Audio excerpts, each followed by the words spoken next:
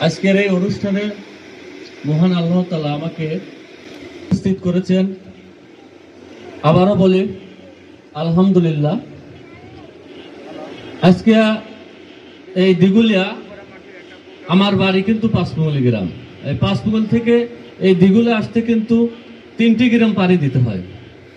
তো আসলে এই মাদ্রাসা আমি কিন্তু ইতিপূর্বে আসিনি, কখনো দেখিনি এবং আমি জানিও না। তো গত 15ই ফেব্রুয়ারি আমি আমার গ্রামে আমার উদ্যোগে একটা বড় মাহফিল দেই। পাবনা জেলার মধ্যে অন্যতম একটা মাহফিল উপহার আমি দেই। তো এই মাহফিলে আসলে ফেসবুকে জাহিদুল ভাইয়ের সাথে আমার পরিচয়, এই মাদ্রাসার শিক্ষক। বাস্তবে ওনাকে আমি দেখিনি, কিন্তু ওই দিন আমার ওই জালসাতে ওনাকে ইনভাইট করি আমি। উনি আমার জালসাতে আসার পরে ওনার সাথে আমার বাস্তবে দেখা হয় এবং কথা হয়। উনি ইতিপূর্বে কয়েকবার আমাকে বলছে মোবাইলে যে ভাই আমার মাদ্রাসায় একটু নজর দিয়েন।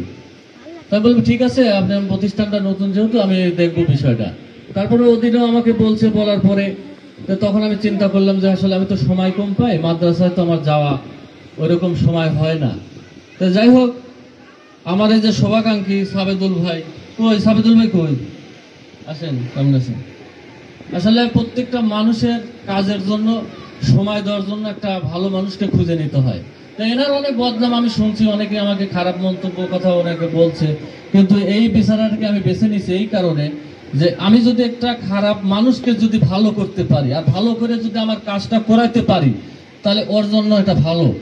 তো যাই হোক, আমি সেগুলো কান না নিয়ে অবধি আমি এই এলাকায় পুঙ্গল ইউনিয়নেতে বিভিন্ন কাজ আমি করাচ্ছি। ওনাকে পাঠিয়ে দিয়েছিলাম এই মাদ্রাসায় তদন্তের জন্য। উনি তদন্ত করে বলছে যে ভাই হ্যাঁ, ওখানে আপনি কিছু অনুদান দিতে পারেন।